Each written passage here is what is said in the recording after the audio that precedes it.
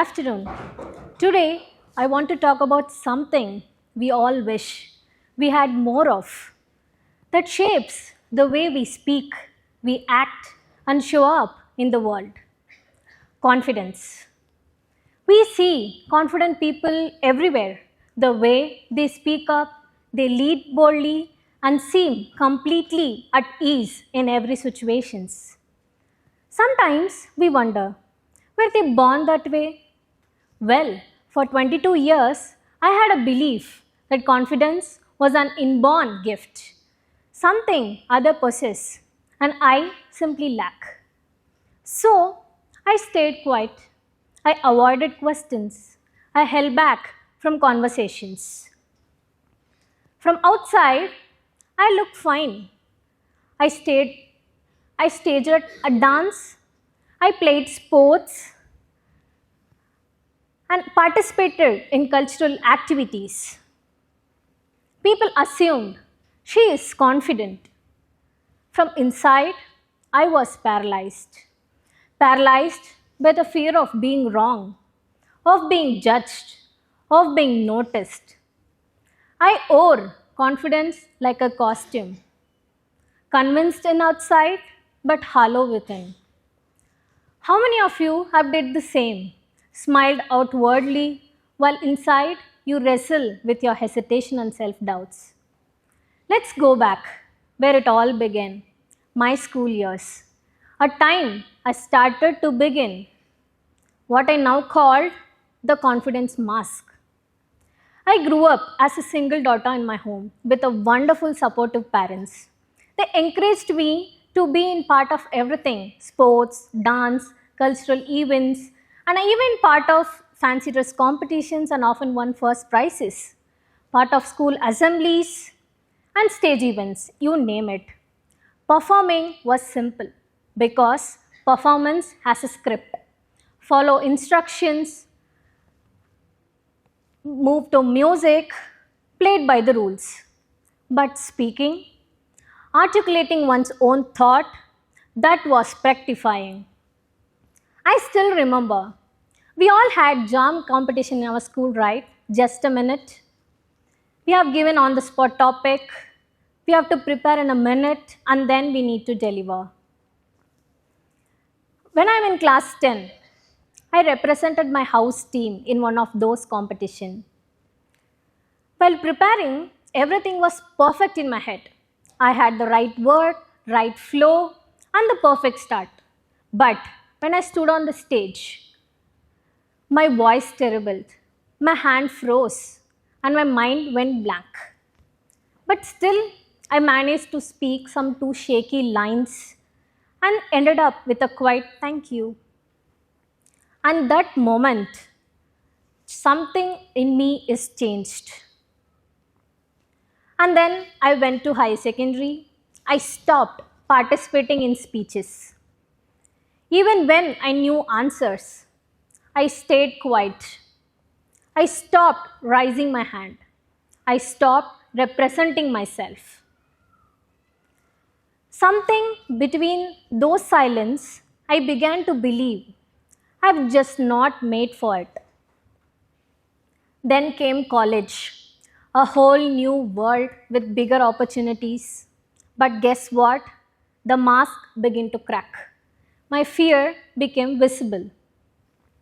During one of our group discussion in the class, my professor looked around and asked, "Any thoughts on this?" I had an idea ready in my mind, which is clear, relevant, and well formed. But the fear ran written. My mind raced. My hand became froze, and the panic quickly crept in. I did not raise my hand. Moments later, someone spoke. They spoke the exact thoughts what I have in my mind and which is waited in those silence.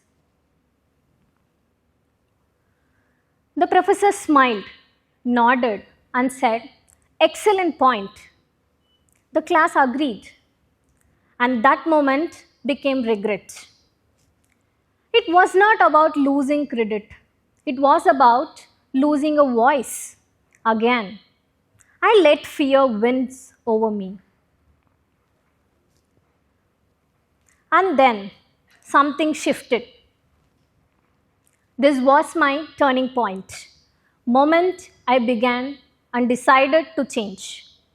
At 22, something finally in my life started to change, quietly but decisively. It happened during my post graduation. My classroom filled with bright and articulate voices. A week passed by. My professor headed in the class and came up with a task to introduce ourselves. By then, I had some few months of experience in corporate. I was a quiet observer over there. I'm the one who preferred to stay behind the work rather than in front of it. As introduction began, confidence echoed across the room. One by one, my classmates expressed and spoken about their experience and aspirations with such ease. It almost felt rehearsed. And then my professor looked in my direction and said, "Hey Yuva, it's your turn." And I stood on the stage. And he looked at me and asked, "You have worked before, right? Let's hear it from you." And that instant, everything around me seems blurred. The word I have planned dissolved somewhere between the intention and expression. Still, I rose, steadied myself, and managed with few sentences. It was not perfect, but it was the start. Later the day, walking back to my room, the regret burnt. It was not the first time. It happened again and again. Each time I stayed quiet. I handed my voice. I handed my chance to someone else. And then it became clear. Confidence should be arrive on its own. Gotten me nowhere. If I want it, I have to create it. So I made a choice. Confidence won't be handed to me. I should build it brick by brick through deliberate actions.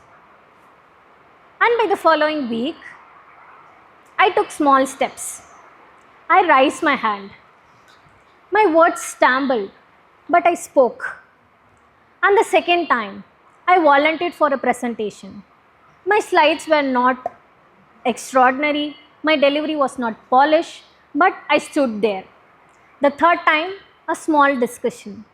And later, a larger events. Each time, the unease lingered.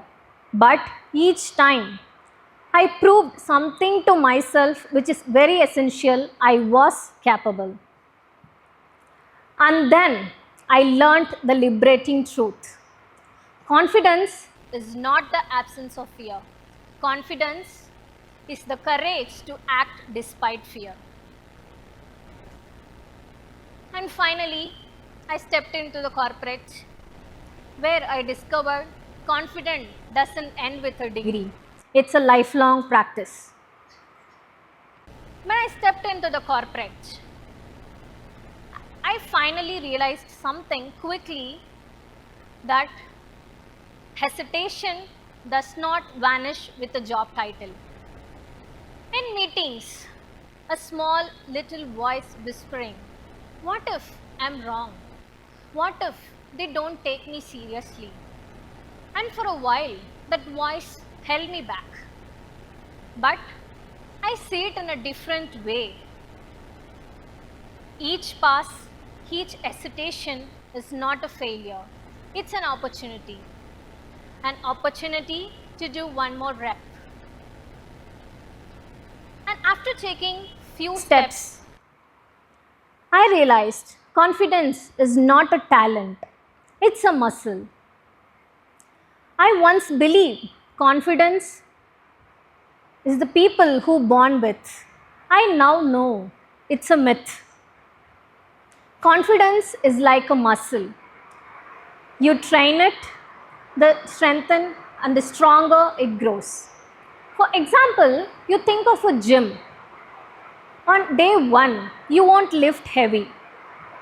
You start small, but each rep builds strength. Same it's applicable with confidence. And that's what I've started to do. And that's why exactly I'm standing here. This TEDx stage is my own training ground, my own challenge. And I'm doing one more rep for my journey of becoming. Confidence is not a trophy that you won once and you carry with you forever. It's not a destination you arrive at and unpack the things. It's a practice, a discipline, something you build, you nurture, and you carry with you every single day. And that's bring me here to what I want to leave you with today. A small reminder, but a powerful one. No one will hand you confidence as a gift. No one will tap on your shoulder and say, it's your turn to lead, to speak, to shine. Confidence is only that can created by you through practice, through small deliberate actions. So, raise your hand, start asking question, start a conversation, take the stage. Because every time you choose action over fear, courage over silence, you're flipping the narrative. You're proving that confidence is not born, it's built. Thank you.